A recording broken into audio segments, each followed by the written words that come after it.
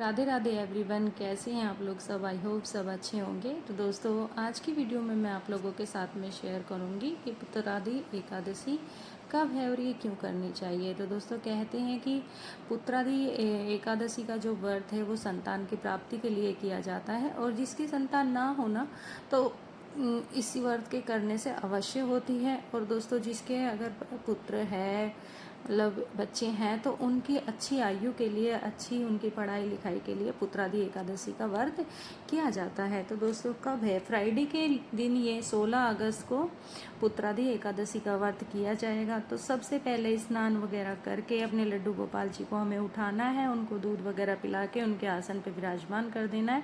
उसके बाद में दोस्तों हम उनको कराएंगे स्नान। तो शुद्ध जल से हमें स्नान कराना है, और थोड़ा सा उसमें गंगा जल हमने ऐड कर लेना है। और अगर दोस्तों देखिए, अगर उसमें अगर आप दूध भी मिला लेते हैं या दूध से भी अगर स्नान कराते तो बहुत अच्छी। कहते हैं कि इस दिन अगर दूध से स्नान कराओ तो बहुत अच्छी होता है।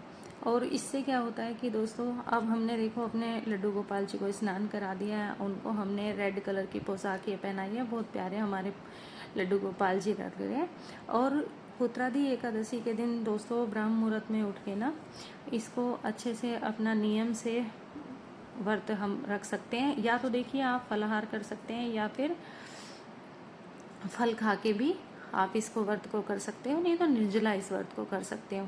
तो दोस्तों देखिए, हमने फिर आसन लगाया। आसन पे पीला वस्त्र या लाल वस्त्र हमने बिछाना है, और उसके बाद में अपने लड्डू गोपाल जी को विराजमान कर देना है। विराजमान करने के बाद में बांसुरी हमने अवश्य देनी है, और फूल उनको, क्योंकि हमारे लड्डू गोपाल जी को खुशबू अति प्रिय है, तो खुशबू के लिए हमने फूल रखने हैं।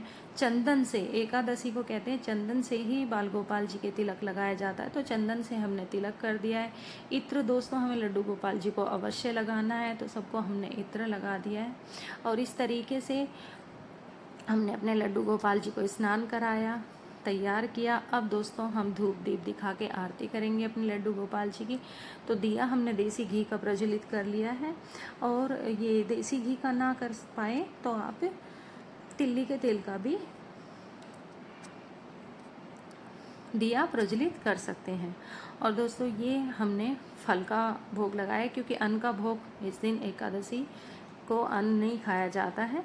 तो इस तरीके से, और उसमें हमने तुलसी दल ज़रूर ऐड करना है, चाहे वो जल हो, चाहे फल हो, या कुछ भी हम ड्राई फ्रूट्स वगैरह कुछ भी हम भोग लगाएं, तो उसमें हमें तुलसी दल अवश्य रखना है। तो दोस्तों, संतान की प्राप्ति के लिए ये एक बहुत ही मतलब अच्छा व्रत होता है। इसके करने से अगर हम नियम के साथ पुत्रादि एकादशी का फास्ट रखते हैं तो विष्णु भगवान, शंकर जी भगवान अवश्य सुनते हैं, क्योंकि सावन का महीना है, और सावन के महीने में ये पुत्रादि एकादशी का व्रत आता है।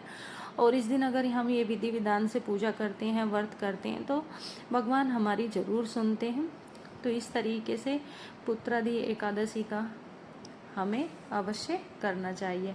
अब इसी के साथ में देखिए, हमने अपने लड्डू गोपाल जी की पूजा कर ली है।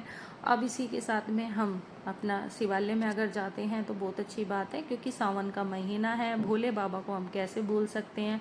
अब इसी के साथ में हम अपने भोले बाबा की पूजा करेंगे। चंदन से तिलक कर देंगे, दूध से, जल से, पंचामृत से स्नान करा देना है। चावल अक्षत हमने अवश्य, लड्डू गोपाल जी की पूजा में हमने चावल यूज़ नहीं करना है। और एकादशी के दिन तो हमें वैसे भी पूजा में अगर अक्षत हम यूज़ में ना करें तो ज़्यादा बेस्ट है। और ये हमें शिव जी के लिए भी, मतलब भोले बाबा के लिए भी चावल यूज़ में नहीं लेने चाहिए। लेकिन ये पूजा मैं आप लोगों के साथ में एक दिन पहले शेयर कर रही हूँ, तो मैंने आज ये चावल यूज़ लिए। आप लेकिन एकादशी के दिन, चाहे वो मंदिर में पूजा कर रहे हो, शिवालय में कर रहे हो, या लड्डू गोपाल जी की कर रहे हो, चावल हमने यूज़ में नहीं लेने हैं। तो इस तरीके दोस्तों हमने लड्डू गोपाल जी की पूजा की, अपने भोले बाबा की पूजा की। तो राधे राधे। ओम